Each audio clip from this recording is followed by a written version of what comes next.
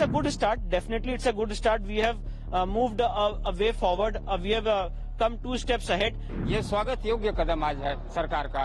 वक्फ board का उल्टा जो है दुरुपयोग किया गया। वक्फ संशोधन बिल पर आज आर या पार का दिन है, क्योंकि आज बिल लोकसभा में पेश किया जाएगा। इससे पहले देश के कोने कोने से प्रतिक्रियाएं आ रही हैं। इसी कड़ी में वाराणसी के वकीलों ने भी वक्फ बिल पर बात की है। वक्फ बिल पेश होने से पहले उन्होंने गोरक्षनाथ मठ में पूजा अर्चना की। सुनिए उनका क्या कहना है। Today the Waqf bill is likely to be presented in the Lok Sabha, and I must tell you that this bill has been brought in after a lot of legislative exercise, after a lot of consultation with various stakeholders, and very important changes, legislative amendments have been brought by virtue of the Waqf Amendment Act 2025. For example, the definition of Waqf by user has been totally deleted. The concept of Waqf, the definition of Waqf, which was not in consonance with the Islamic law, which was existing in the earlier Waqf Act 1995, has been amended.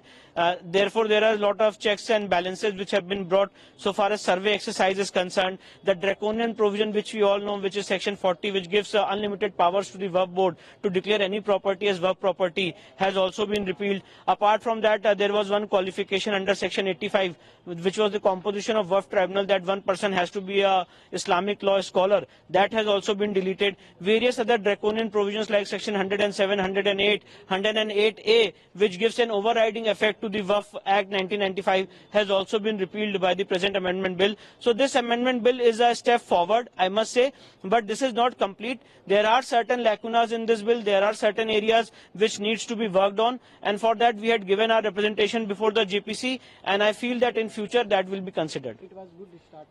Yeah, it's a good start. Definitely, it's a good start. We have moved a way forward. We have come 2 steps ahead, but there is a lot more things which needs to be done. Waqf bill भी पेश होना है, इसका स्वागत है, लेकिन अभी ये बिल भी अधूरा है। इसमें तमाम जो है अभी लेकुना है, इसमें कमियां हैं, तमाम चीजें जो अभी बची पड़ी हैं, जिसकी हमारी मांग होगी सरकार से कि उसको भी, उन बिल में जो कमियां हैं उनको भी संशोधित करके उनको भी समाप्त किया जाए।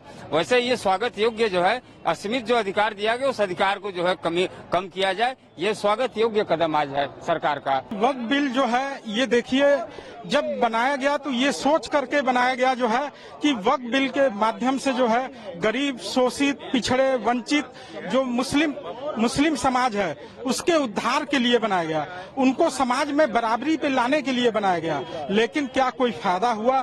कोई फायदा नहीं हुआ।